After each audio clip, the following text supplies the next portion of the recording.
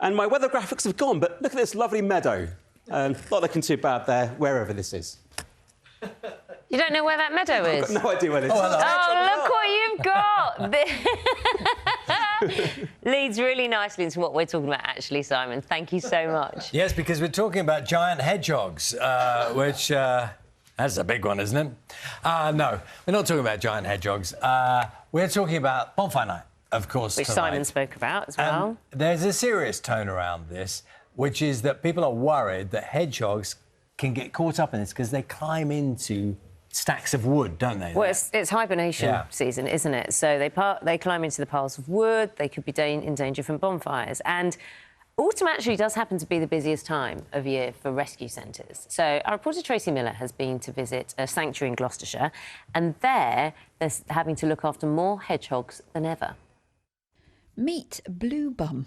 He's almost ready to return to the outside world after being lovingly nursed back to health here at the Hedgehog Rescue in Yate. So how many do you keep in here? So we've got 15 hutches in here.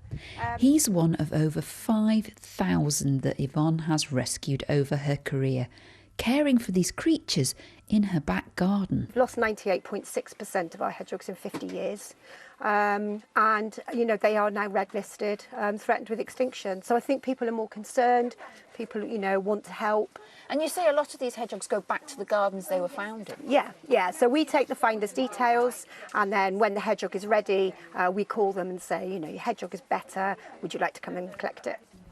But right now, her centre is overwhelmed and at full capacity. There has to come a time when the rescues close their doors because they financially can't afford it, they can't physically clean and look after them all, and they don't have the space. So, you know, there's no government funding for wildlife. So these are the lucky ones. Riddled with ringworm and dehydrated, this young female called Onyx has lost many of her prickles. What's the chances, do you think? Oh, wiggly one. She's pretty lively. I think she's going to be fine. Sadly, not all of them make it, as the volunteers have come to accept. Well, they come in here very, very tiny sometimes, and seeing them growing and just getting them ready to release is just really good. I just love them. They are beautiful little creatures. But with every success, it makes this work worthwhile. Tracy Miller, BBC News. Let's talk to zoologist and Springwatch presenter Megan McCubbin, who's the patron of the British Hedgehog Preservation Society. That's not an easy thing to say first thing in the morning. Good morning to you. Good morning to you. You know, we talk about this every year, and I don't think it's something that we shouldn't be talking about every year, because it does make people think again, doesn't it, about hedgehogs, animals that could be in danger from bonfire night. Yeah, and it's a really simple fix. You know, we've lost partly, 75% of our hedgehogs across the UK in some areas.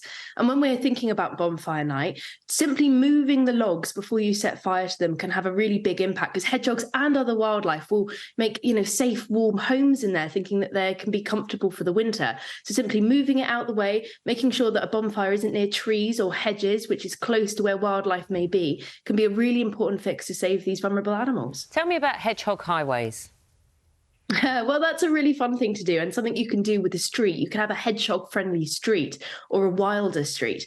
And that's simply, knocking on your next door neighbour's, door and saying, would you mind if I put a small hole in the fence line? Because one of the big threats to hedgehogs that we're seeing is habitat fragmentation, which means that they can't move from one area to another. They can't find mates, they can't find food or water. And if you put fences in the way, that's an obvious sign of fragmentation. So what we can simply do is put a small hole, a little square in the side of our fences, 13 centimetres by 13 centimetres, the size of a CD case, and that allows wildlife to move through our gardens, finding those precious resources and being able to mate and socialise with each other, which is critical. And to have a wilder street is a really great thing to do. It gets that kind of community conservation going when we need it more than ever.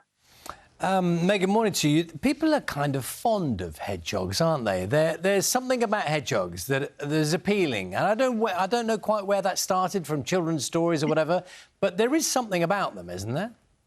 Oh, totally. They're the most loved mammal, I think. And they're voted Britain's favourite mammal, actually. But there's something about the beady little eye, the kind of the scuttling that they do. They're, the UK's only spiny mammal. There's something really special about them. And anyone who has a hedgehog in their garden can connect to nature because they just see these characters come out. If they've got a wildlife camera that they can put out, you see some great behaviours throughout the course of the night. And they are doing better in urban environments than they are in the countryside, largely due to intensive agriculture. So people are seeing them in the cities more than they are out in the countryside, and therefore connecting to them more. But we only protect what we love. So it's really important that we can kind of engage with these animals, learn how to protect them. If we see one that's struggling out in the daylight, if we see one that's injured, simply wrap it up, use some, oven mitts if you want, use a towel, use your jumper, put it in a box and call a wildlife hospital or the British Hedgehog Preservation Society. Ask them what to do. We love these animals. They really deserve our protection. And we especially need to look after them in the midst of a biodiversity crisis. Yeah, Megan, we're going to go back to the bonfire night thing because if something's already been constructed, because people start building them quite soon. How can they kind of try? Yeah, how can they try and make sure that no damage is going to be done? Well, you just need to simply move it, a couple hours before that you are lighting it. So, people build, bonfires all throughout the course, even months in advance. And it is simply just moving your log pile because actually you'll find so much in there. You'll find amphibians, toads might go in there, as well as hedgehogs. You'll be really surprised by the amount of wildlife that you find in these piles because, of course, they're looking for somewhere to spend the winter. And that is quite cosy for them. But if you do have any logs left over, you can also, at the bottom of your garden, make an area that is safe for them, near a hedge, near woodland, if you're lucky enough to live anywhere near some green spaces, that they can hibernate safely in. So offer them an alternative, but make sure, please move your bonfires because there are many unsuspecting victims that are nestled within there. Megan, people do like hedgehogs and they love seeing them because it feels like it's quite a rare thing to see, isn't it? But should you be feeding them? So I've always fed wildlife. I think it's a really, nice thing to do, especially when, wildlife is having not only a tough time of year, it's getting cold, it's getting hard, they're trying to conserve their energy. But also, many of our species are under significant threat. So I've always fed wildlife, including hedgehogs. But we do have to be careful about what we feed them. Now, a lot of people always think it's good to put out a saucer of milk and some bread, but that is the worst thing you can possibly do. Hedgehogs are lactose intolerant. They can't actually digest milk. And giving bread to any animal, it's quite fatty, it can clog up arteries. So the best thing hedgehog wise you can do is a really shallow dish of water. That's good for all kinds of animals, lots of things will appreciate that, but a shallow dish of water and some kind of cat food or hedgehog specific food which is high meat content. It looks very similar to kind of cat food, so that will do perfectly. So look on the back of the ingredients. If it's got high meat content, then that will be perfect for things like hedgehogs, which naturally feed on invertebrates, beetles, they'll feed on slugs and lots of other different kind of wildlife. But a good bit of a cat food sachet will do the trick just fine. It's all good information, Megan. Thank you. Nice to chat to you this morning. Thank you very much. That's it from Breakfast this morning. Back tomorrow from 6. Do have a lovely weekend.